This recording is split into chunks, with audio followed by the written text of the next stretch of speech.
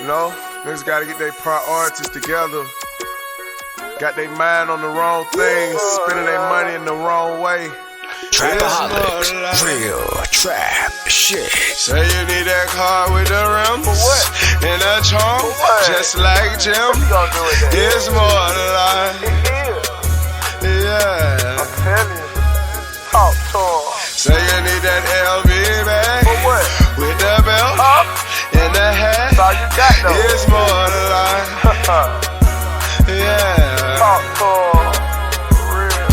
Say you wanna turn up at the club, like some bottles, impress them girls. It's more than life. Fucking everybody. Yeah. Good evening, everyone, and welcome to Saints and Appetizers Podcast. And who that? Welcome back. This evening, we have some main course for you. I'm talking about the Saints 34-0, 34-0 loss to the Los Angeles Rams, and so it's been 3-4 days for you guys to digest. So hopefully it's been enough time for y'all out there to digest it.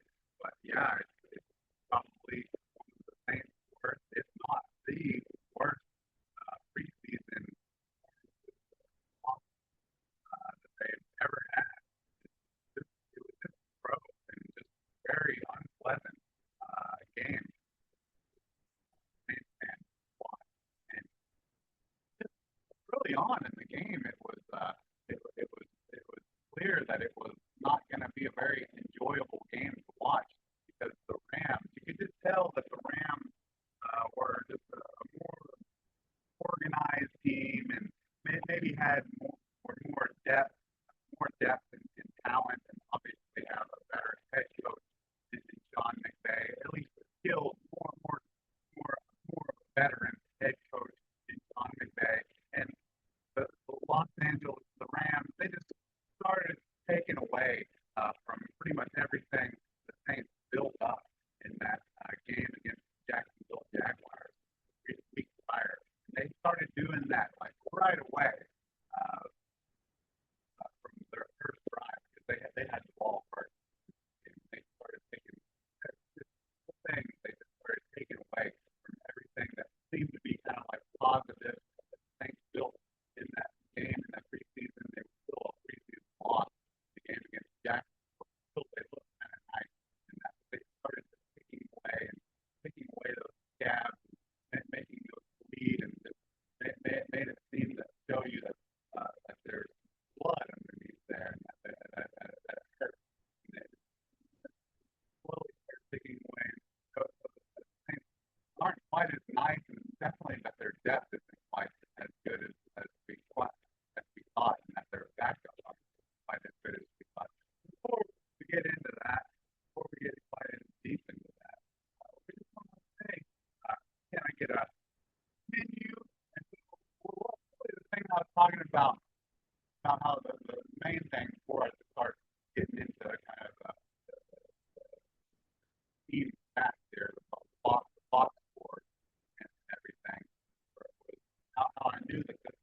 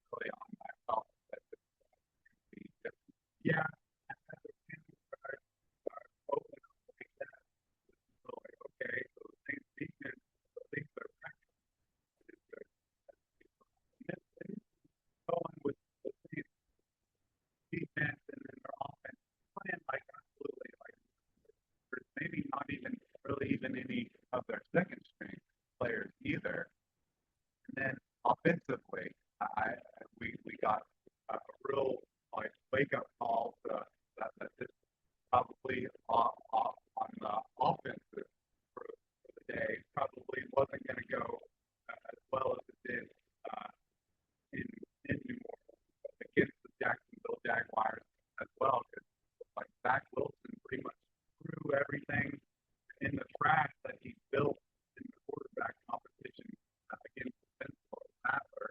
He just looked absolutely terrible against the Rams.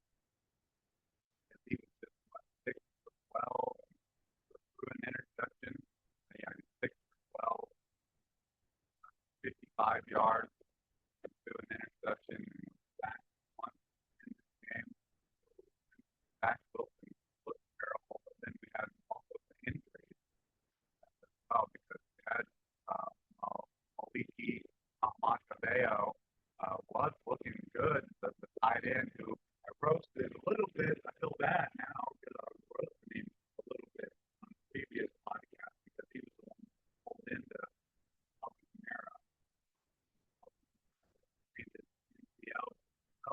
Maliki Montebello, man, he was looking like prime Jimmy Graham early in this game, but when he had the 3 catches for 34 yards and had one was for 14 yards where he like climbed the ladder and like bodied his receiver, and he's wearing the number 80, looking like Jimmy Graham, and he's like a 6'8" tight end, and he's a big dude, and he, like I'm saying, he's looking like Jimmy Graham, and then heck, this like shortly after he makes this catch, sideline, toe tapping catch, like I said, climbing the ladder, body and receiver. Next thing you know, he's getting the knee taken out by a Rams receiver, just helmet and shoulder right into his knee, and next thing you know, he's out with an injury. And then Ty Chandler also went out in this game with an injury as well. I think he was the one who had like the 86 yard kickoff return to start against the Jags. Start that game, but he just knew that this game was there's levels to this dish, and the Rams obviously completely different. Jaguars, and obviously on a completely different level than the New Orleans Saints. We mentioned Zach Wilson's numbers were obviously absolutely terrible, but then Spencer Rattler came in after him, and his numbers weren't really like terrible, honestly. It's just that he threw a horrible interception. Is what it was, the 100-yard third and goal interception. Absolutely fit his stat line, you know. And you throw a touchdown there, or at least eat it on third down, or at least able to get 3 points. If you're able to get 3 points, so that the same kickers were in this game that they were even that bad. You only got to see that one opportunity out of them. Missed the kick. That was 3 for 23, 141. Average of touchdowns and one interception that was for 99 yards. That was dude like James Harrison here with 100 yard interception. Yeah, got him down in position multiple times. Had three punting drives multiple times through his 100-yard James Harrison looking interception once, and then has a Ty Chandler red zone fumble, and then has the kicker missed the 39-yard field goal at the end of the drive. So set him up multiple times to get them points, but just they couldn't capitalize. It makes this game look so much more terrible than it really was. You can't capitalize, can't get the points. It makes you look sloppy in the end. Or still it's 0. People LA Chargers.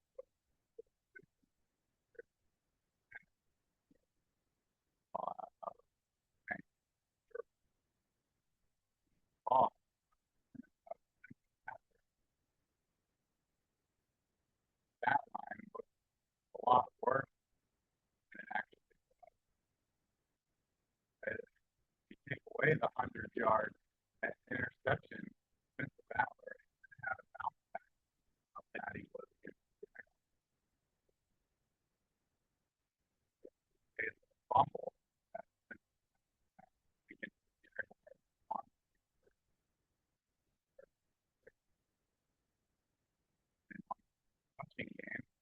hey, probably the nicest thing that came out of this was that Kendra Miller was able to play a half football coming back from his Achilles injury. I think it was his torn Achilles injury, or at least a season-ending injury, and not get injured again. So he had 6 carries for 22 yards, which is a 3.7 yard average, and a long of 6. Didn't get hurt. So nice to see. And then Pat had 5 carries, but he average 7 long, and I am at 6 carries.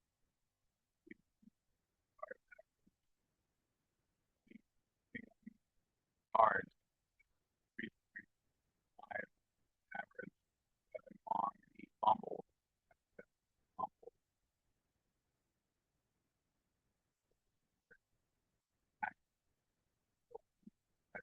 Carries, 18 yards. DJ Donaldson getting some carries due to some injuries. A little bit of a bigger back. 3 carries, 15 yards, 5 yards average, total 9 long, and Evan Neal in that right hamstring injury had 2 carries for 7 yards with 7.5 average for the long, and then 2 carries for injured same right hamstring injured again. He 2 carries and he's hurt off. Ridiculous. DJ Donaldson not finding his touches. Yeah, got able to find a little bit more touches in the game against the Jaguars. And then receiving, see DJ Donaldson, not necessarily due to Evan Neal injury, but he showed not good thing, bigger back. He had soft hands, had 4 catches for 51 yards. 12.8 average, 32 yard long. The target, all of his passes. Yeah, big running back, soft hands.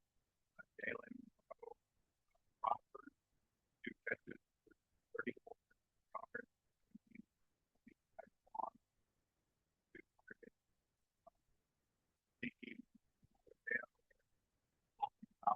just now getting used to pronouncing and saying his name, and now he's hurting knee injury and done for the season. Sounds about right. That's about on brand for being a Saints fan. And he's just starting to look like Jimmy Graham, going up on levels, climbing the ladder, catching passes, and toe tapping. And playing one there. Yeah, he had 3 catches, 34 yards, 11.3 average, long of 14. Just 3 targets. Keep seeing that again until next season, I guess. Iceland had 2 catches, 16 yards. Long of 2 targets. 12.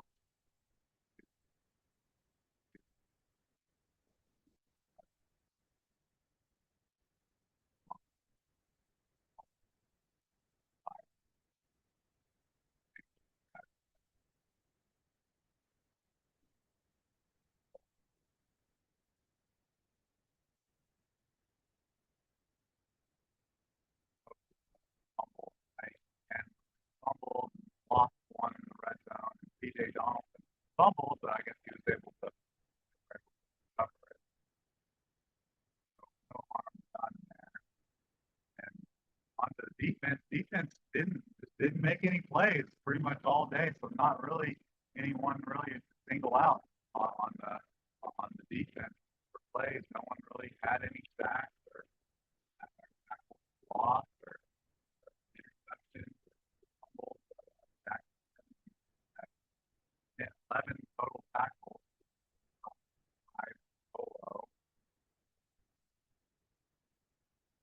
and those Miles had 6 total tackles, 4 solo, 1 pass, and he got called for a pretty terrible, I don't know, kind of a soft call on a 4th down. That was like a 4th and 2 or 4th and 3 call, and they called him for a pass interference call that obviously didn't survive, and then indeed the point man. But yeah, that helped him. And TJ Hall had 6 total tackles, 4 solo, and a pass. Martin earlier in the game, he was training of this game early on. The game wasn't going to go quite as smoothly as the Jaguars game. Many highlights picked up pretty much all the way down the field on the first side. He tried his best. It's not like he got like smoked like on one play. It's just 15 here, 20 here, and at least he was able to break up one play and was able to push the receiver out of bounds. Get a yeah, solo tackle.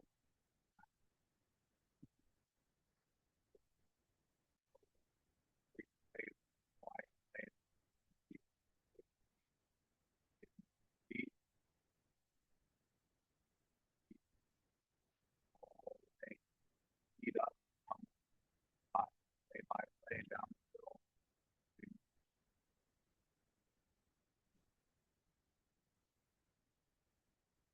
Fumble, pick off, take ball, have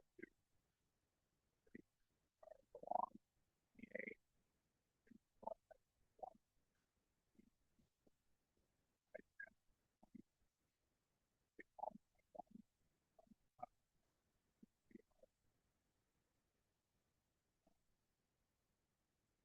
I think, and I continued to look pretty good in this game. Had 4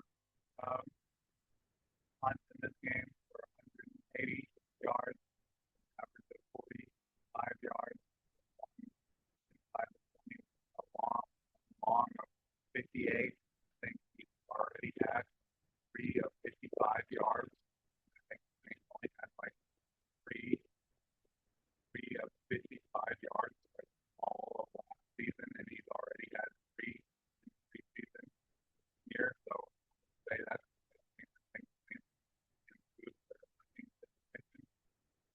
preseason. Say that already.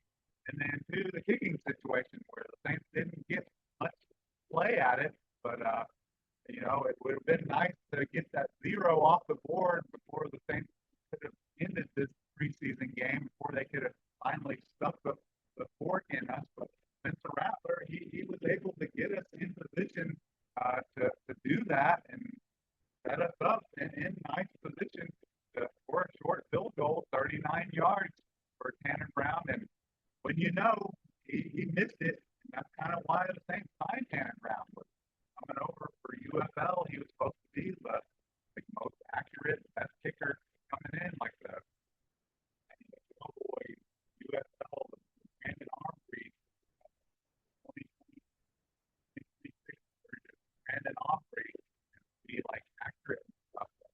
Yeah, he's already missed 3 if you include joint practices and training camp practices. He's already missed 3 kicks under 40 yards this year. So yeah, Tanner Brown ended up missing 39 yards, kind of like buzzer beater last session. But it beat 34-3 and not get shut out and really make this game like more highlighted than it should have been. Yeah, it still would have been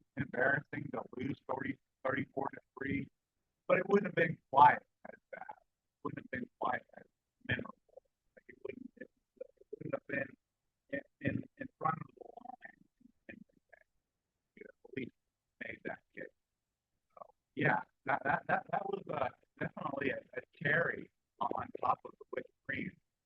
Missing that kick there at the end there, and I feel kind of bad. I feel kind of bad. He took the rap for a little bit. He got it. We're going to get those points there at the end, and able to get it. So now just last little bit on the team. There have been instances with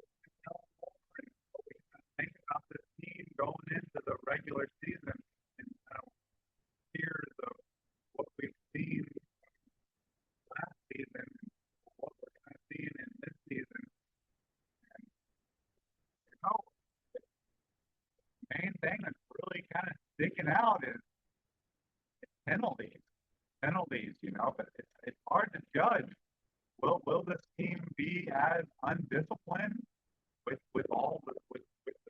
many starters? Starters, I don't really know, but I mean, last year they were undisciplined with their starters, and so they're undisciplined in the preseason without the starters. So kind of begs the question, at least at the beginning of the season, the first 4 weeks, will they be undisciplined and get penalties, pre-snap penalties, special teams penalties, because they had 12 for 96 yards, almost 100 yards of penalties in this game. So yeah, that's not good. And then it's hard to really know if it's going to be an issue once you have all your starters in there. This was an issue with the last year. I think they qualified kind of in because they had players saying they were kind of qualified the unit and they were a top 10 defense at the end. But they kind of struggled at the beginning of the season before they got stuck in there. And, like I said, they were not qualified and became a top 10 defense. But there were games there where they just absolutely got whipped and embarrassed. And teams like the Seattle Seahawks. And what was that? That was like 4 or 5. Like that 200 yards.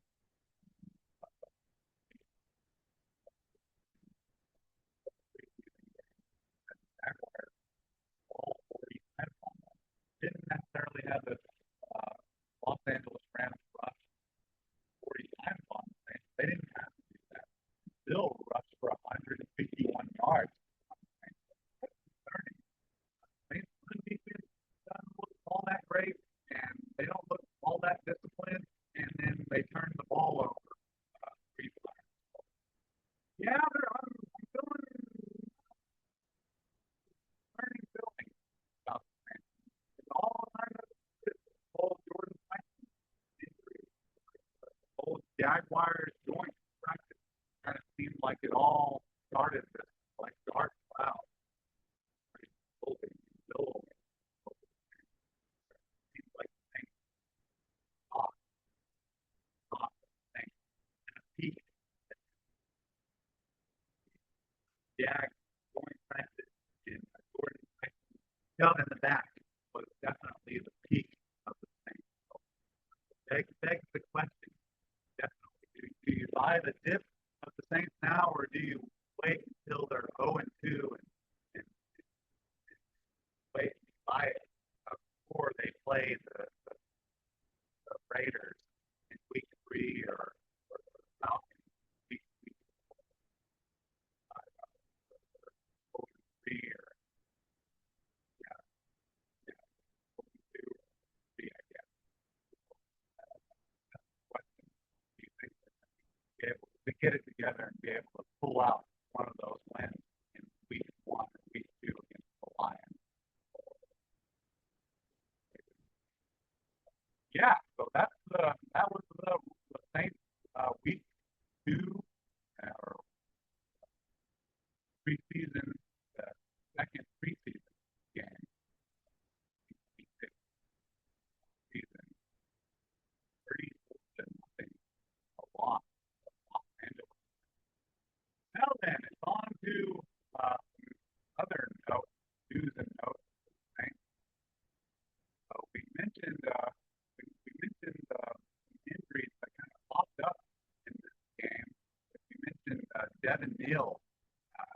an injury to his hamstring. Literally, he had like 2 carries in this game, and then before you know it, he has a hamstring injury. He literally injured his right hamstring. He injured it.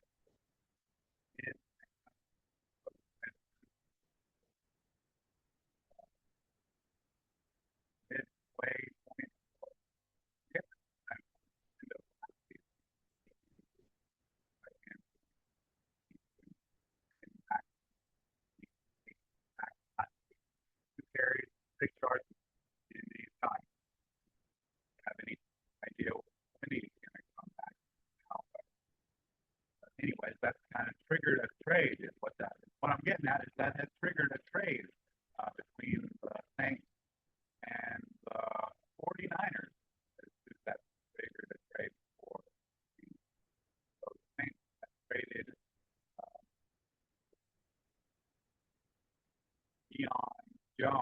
Deion Debo Jones, Amir Zeus White. So Deion Jones, the linebacker, the Saints signed a couple weeks ago. LSU fan favorite, great linebacker, LSU, and then he was obviously a great Falcon. Hated him as a Falcon, but great LSU, and then kind of a big joke is that he was signing him just a couple of weeks ago, is that he had finally been going to be able to play in for every NFC South team, but I guess he really didn't get a chance to really officially play for every NFC South team, but he was signed by them because of health before he really even got to really play a game for them. But with this, how quick and eager the Saints were to trade for him, seems like the Saints, he probably wasn't going to make the Saints team anyway, because the Saints, obviously, with the Devin Neal injury and the Kamara being beat up, the Saints were needing some running back helper and needing at least have some players on the team so that they'll have bodies for the final preseason game against Dallas on Friday. So they trading Debo, Deion Jones for Amir Zeus White. They just signed just a couple weeks ago. Yes, they're in the same situation where they need where they're needing linebacker. So kind of a funny, odd situation, but yeah. So Amir White, an interesting player that I kind of follow because I'm a better friend, the Raiders fan, and Amir Zeus White, he's kind of like has been for a while kind of the Raiders version of Kendra Miller, kind of a great running back that has tons of potential, and he's shown flashes of it, and has even shown in season and in regular season games, has put up big numbers at times, but just hasn't been consistently been able to stay healthy and hasn't been able to consistently do it. But he's a big kind of like CJ Donald that I was talking about earlier. He's a bigger running back. 6'1", 6'2", 220, 230 pounds. But he's still, even though he's that big, he's still kind of a burner. He has the tendency to break off 20-yard runs and things of that nature. Yeah, so I like that trade. And, trade for trade, didn't really think Deion Jones was probably going to make the team anyways, and the Saints were needing desperate help for running back.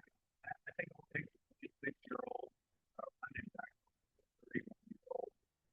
And I think the Saints won the trade there, even though LSU obviously upset the Deion Jones. I'm good with that. And so then Devin Neal injury led to that trade, and then the Tanner Brown missed kick led to a signing, led to the Saints another Saints move, and that's the Daniel Carlson kicker, another Raider actually. So the Saints ended up going out and signing free agent kicker Daniel Carlson, who has been on the free agent market this whole time. And he's been previously he was a kicker for the kicker for the kicker Raiders slash the Las Vegas Raiders for the past 8 years, and he has been All Pro and second team All to back a couple of years. It's been three years since he was able to be a second team All Pro. Since those years, his numbers kind of changed into like the 80%.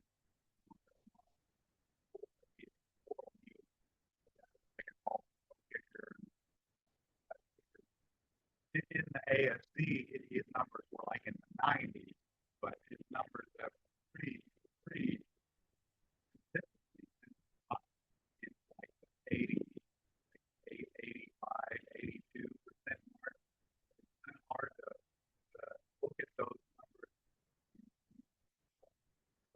Clear understanding of is that just because he's not getting enough opportunities to keep his percentage where it needs to be, because he's only able to have like 20 opportunities a year. So like just 2 or 3 kicks messes up his total percentage, because he was All Pro. He was taking like 30, 35 a year.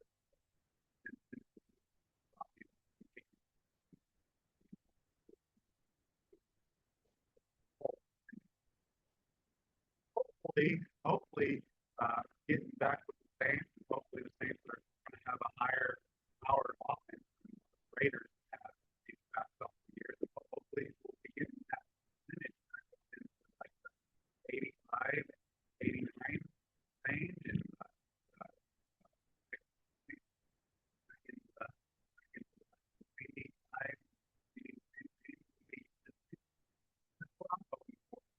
hopefully he'll play, and it would be nice to see him make at least a 45, 50-yard field goal. That would give me a little bit of confidence. Yeah, so Saints traded and then signed a couple former Raiders legends. So I mean, there's a reason the Saints shouldn't go undefeated now. These great former Raiders legends on their team. Anyway, so those are some moves, a couple of trades, signings, new signings. Go on to a bunch of injuries coming out of this most recent practice we had here. So, it's hard for me to know if this is like me to read what NBA like like maintenance, like these real injuries, or like load management. I'm hard having these real injuries, or at the same time seeing guys like Leahy and Chandler, Dejan White getting like hip surgeries and knee injuries and going on IR. So I don't know. I'm having a hard time. What's NBA load management and what's real injuries? Because we're having like 22 guys that out of practice are injured, but I'm not I guess I'm not what's real injuries and what's not. I'll at least name off that name as best I can. Some of these guys you probably out there you probably already knew about. Obviously, we're going to baseball, Nathan Tipton, Devin Neal, Steve Riley, Ty Chandler, Vince O'Neill, Jalen Simon,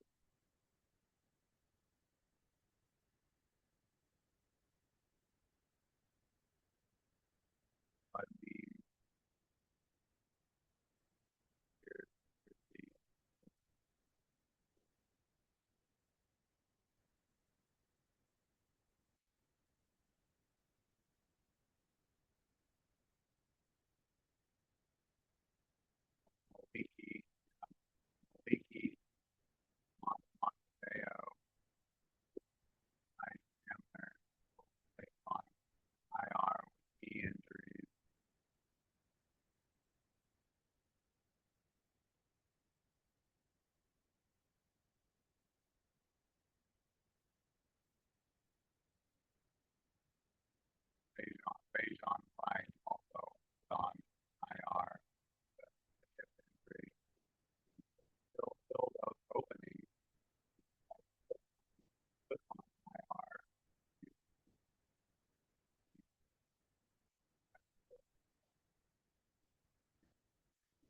New CD,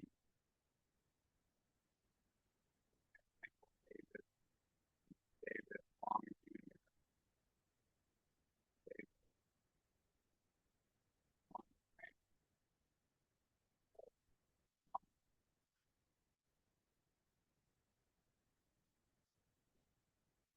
and bodies still lost their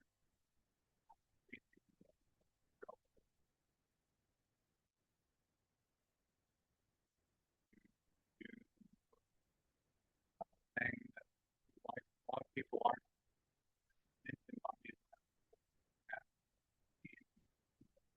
hopefully it's a good thing is that Chris Olave kind of like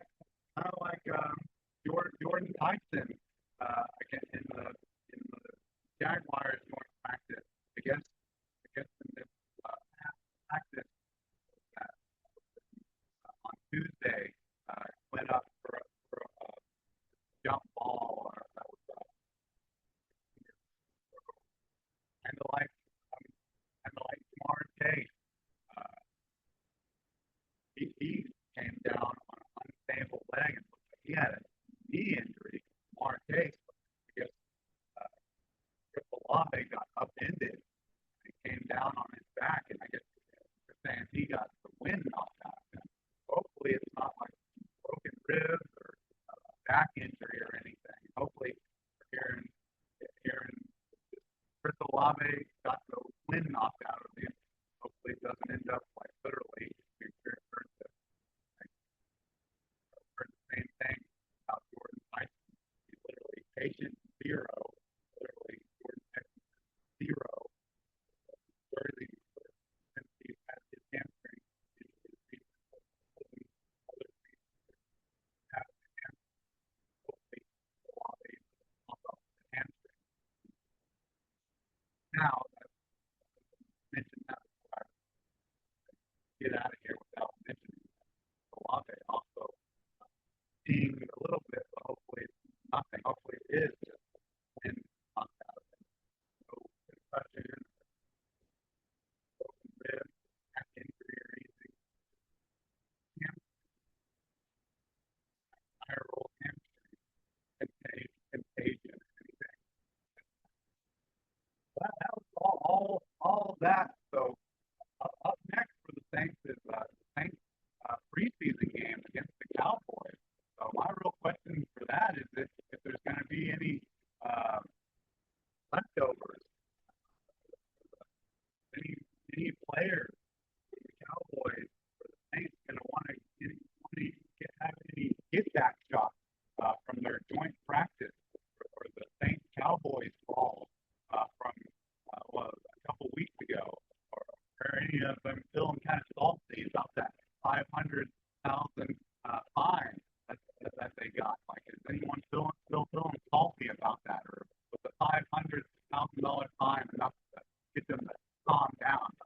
That's what we'll be looking forward to now. Is the Saints at Cowboys, Dallas Cowboys preseason game on Friday, August 28th, and that is a prime time. It's in prime time. That's at 7 p.m. at Cowboys. And as far as I know, even though the Saints haven't really looked good enough to be worthy of a team to hold out all their starters and not play any of them, but with how injured they've been, I don't think I would risk playing any of them. How Kellen Moore has been playing it, I would be surprised if he does play any of the starters. If that comes down to starters, really the one that I would like to see do anything, and assuming he is going to be the starter, I would just like to see Daniel Carlson make like 45+ yard field goal.